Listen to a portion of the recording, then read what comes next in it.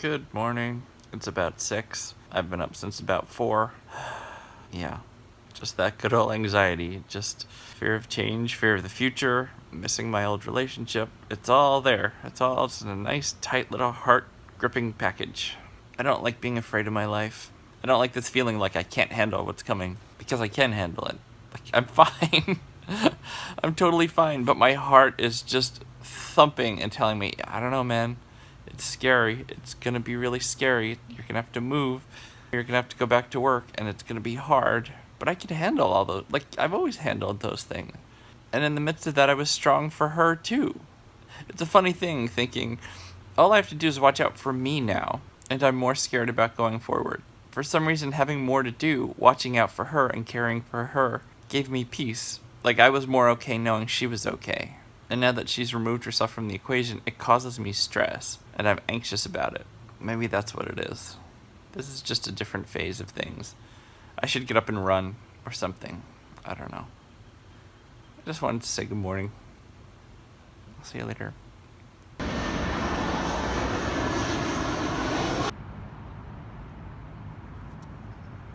Oh, good morning. I know I already said hi from my bed, but we're out and about, going for a walk. I don't feel any better, I'm not gonna lie, but I guess I have a little bit more hope for the day, now being up and showered and clean. Showering, my God, that does a whole lot to sort of change the mood. My plan for now is bar method, black boba tea. I go up to the barn and watch some good people jump, try and do some pictures and some video for my own practice, and maybe just, who doesn't want footage of themselves doing cool things? I'll stay there for 2 or 3 hours, and then I'll come home, and I think I will, in earnest, start throwing stuff away, getting stuff out of the pantry, just stuff that's been lingering in the house, pack up clothes. Yeah, maybe I'll get, since she never returned my containers that I got from Container Store, maybe I'll go get a few containers and pack up some of my clothes and start to not get stuff out, but get stuff ready to go. I think that'll help my head. I'm assuming the realtor will come over this week and look the place over, so I know work needs to be done in the house, touch-up painting. And, oh, hey, morning.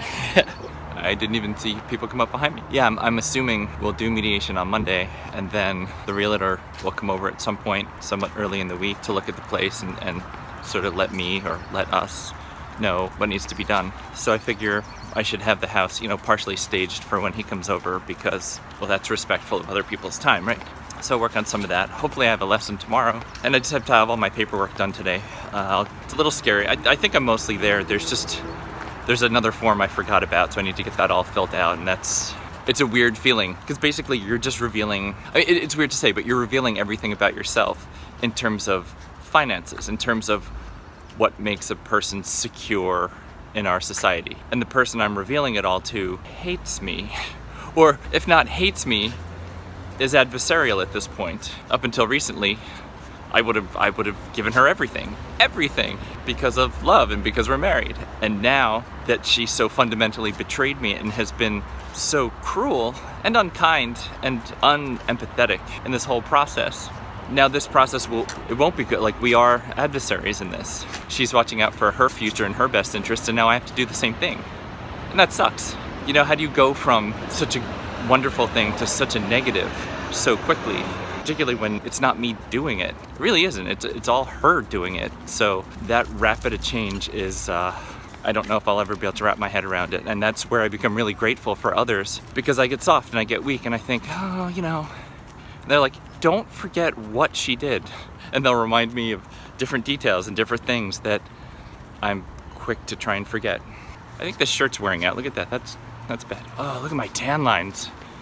Even though I put on sunscreen when I go to the barn, I guess I don't spend enough time shirtless. Weird. Don't put that in the video, that's weird. Okay, I'll see you later. Anyway, sometimes it's just kind of fun when the music absolutely does not match your mood. Yeah. It helps the mood. CNC Music Factory, thank you. Thank you for being there today. I appreciate you. Bar method went really well. I don't know if it's because I went yesterday and then again today, but I felt strong. I felt good. I didn't feel like I was gonna break. I was flexible. I can bend my head to my knees. Like, that was good. It's funny how those little victories make you feel more self-assured. There's some kind of vintage market going on over here, but it's called Junk in the Trunk, and I don't know why, but it is cracking me up. Way to just own it. So good, the hard part of the day, physically, seems to be over. So here's what I'm gonna do. I'm gonna stop and get some boba tea. Yeah, and then I'm gonna go up to the barn and practice photography and filming while some of the good people I admire jump. That sounds like a good morning. Not too much sad about bar method. The one song, it was at the end of class. It's that I've got no roots. Oh, a corgi. God, how ADD am I? The first time I heard that was over Christmas on the drive from Dallas to Austin. And we heard it like, I don't know, 3 or 4 times on that drive. That made me think of her. Not in a sad way, it's just one of the things I've loved about being together are, you know, the Christmas traditions. And typically we do a couple days before Christmas in Dallas. And then on Christmas morning we get up and we drive to Austin and we do a couple days in Austin. And I really loved that. And I will miss that. Because I really like her family. All of them. I like all of them. I guess that's part of the package, and that sucks because they've been so nice to me for so long. That's a colossal bummer. I'm gonna go get some tea and go to the barn. I will catch up with you more from there, I'm sure. What a lovely day at the barn. I'm so glad I came up. I shot images and a bunch of slow-mo video of horses going over the jumps, and I'm really excited to get home and see what they look like. I previewed some of the stuff with the folks that were riding, and they seemed excited to see it, so that was nice. You know, it's kind of fun to do something that's meaningful to you that other people appreciate. Part of my challenge tonight will be to do something with them. You know, maybe I'll do a quick edit, or I don't know. All right. I am taking my little creature to the vet. Hey, little creature. Hi. She doesn't know the word vet, so it's okay. She's got these itchy spots on her back, and she's really unhappy about it. She sleeps upside down. Like any morning when I get up, she's upside down in the hallway looking at. So I didn't notice that she was upside down more recently, and then when I felt her back, she has these like little hot spots that really seem to be bothering her. So yeah, we're gonna go to the vet, probably pay a few $100s to get antibiotics, but I love her, so of course I'm gonna do that. Here's also something that's been kind of interesting. You know, since this breakup, the barn has definitely become my happy place, my safe place. And what's really interesting right now is the dressage rider, who's a YouTuber, he makes a lot of videos at the barn. So even now when I'm home, I can go on his channel and just see these really beautiful cinematic views of the barn. And what a strange coincidence that is. That's a strange one. I mean, I guess life is filled with strange coincidences. He makes really nice videos. I got home before and I had to kill just a little while before we left for the vet. And I was watching his videos of the barn, and it's such a treat because he has lots of videos. You know, I can just sort of troll through them and be like, oh, look at those shots of the barn. I feel fortunate for that. He'll probably never know. His dressage videos have helped me feel a little bit more okay in my day-to-day life because he makes pretty videos of a place that matters. So thanks, Joseph. I really appreciate you.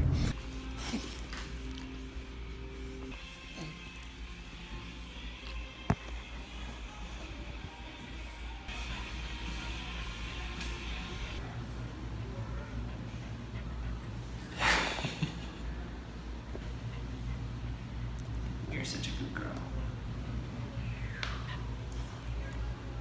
Hey, wait.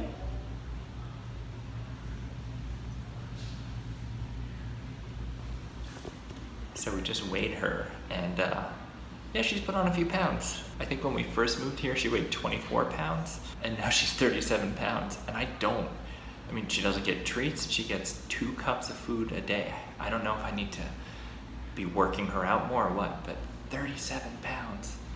I mean, she doesn't look that big, does she? I don't know. I don't know how 2 cups of food can do that.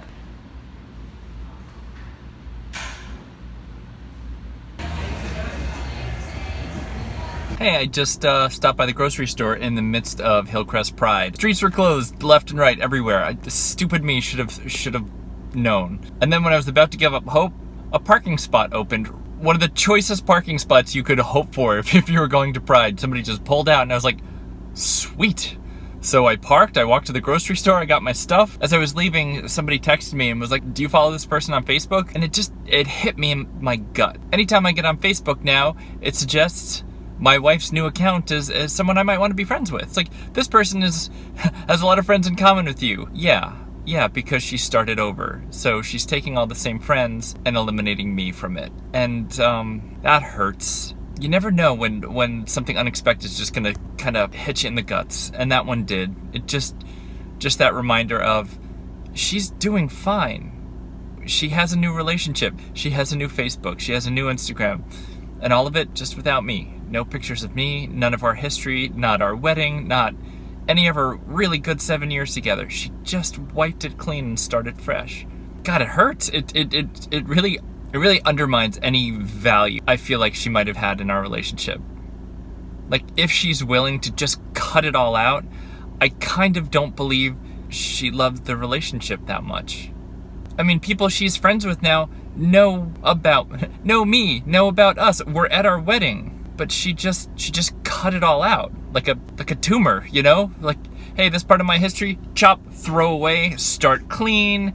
And I hope all you guys like my new boyfriend. And then you look at the things she said to me, like, oh, I hope we can end this amicably. I hope we've got each other's backs. This is so disrespectful to our legacy. She doesn't have my back. She is watching her back, #1. She's watching out for her future. And this is one of those things that when I'm low makes me sad, and when I'm up makes me angry, because I deserve better than that. All right, so I'm at the mall. I am going to go use my gift card to get a pair of, I don't know, some kind of Nikes. And then I'm gonna go to the Container Store, which is over there, and get some containers for my stuff and start the process of figuring out what my life is gonna look like. This will be fun. How many times have you and I gone to the Container Store? This will be at least the 3rd, right? If you've hung out with me since the beginning. I wonder how many more there will be before this series is done. I like talking to you though. Honestly, this process would be even more lonely if I didn't have you to talk to. There is a certain calm that comes from knowing no matter how lonely I get, I can just do this. I can take out my phone and sit a minute and talk to you and put it out there, hoping that maybe you'll see it, or maybe it's useful, or maybe this story is similar to yours, so you don't feel so alone going through a pretty brutal abandonment. All right, so that was a success. I've been wearing Tigers for a couple years and I really like them. They're simple, they look good, they're low profile. The new designs lately, the colors don't look good. I'm just not into them. So I just got my first pair of Nike Flyknits, and they're amazing. They're so comfortable. So I might be a total convert. I put them on and I was just like, oh, this is better. I went with sort of a mottled, like, grayish, blackish, whitish pair, which seems kind of safely universal. I can imagine getting a black pair with white soles also, maybe as like school shoes. Yeah, that was exciting. We're off to Container Store, so let's go see what containers we can get. Whoa.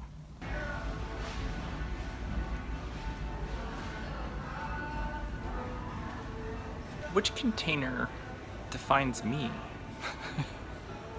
Which will best hold my crap? Should I go with clear? Or should I go with opaque? I don't know. So many decisions.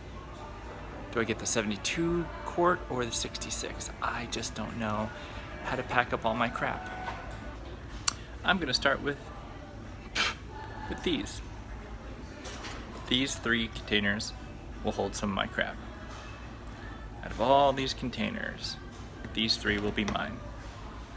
And they'll move my stuff from my old house to my new house, and yeah. Container Store trips as a marker of the passage of time is bizarre, but apparently wow, look at that shadow. It's so, what old painters aspire to. That's a weird thing that's come to pass. Let's see, that time I was here and bought the containers to load her stuff into, and I had that melancholy sense of nobody cares when I go home. Nobody cares what I do. It's still there. It's a little less melancholy today because in the time between then and now, I guess I've just gotten used to being alone. I don't like it. I don't like it at all. It's terrible. It's more of a constant. I still have a sense of, doesn't make any sense. How can they possibly be doing what they're doing? Why am I not good enough? Why did she fall out of love with me? It's all there. None of it's been answered or resolved in the time between then and now. Nothing makes more sense now than then. If anything, the steps they've taken in between then and now are even more radical and crazy. And, you know, I talked to one of his clients yesterday who was disgusted with him. And that was nice to hear.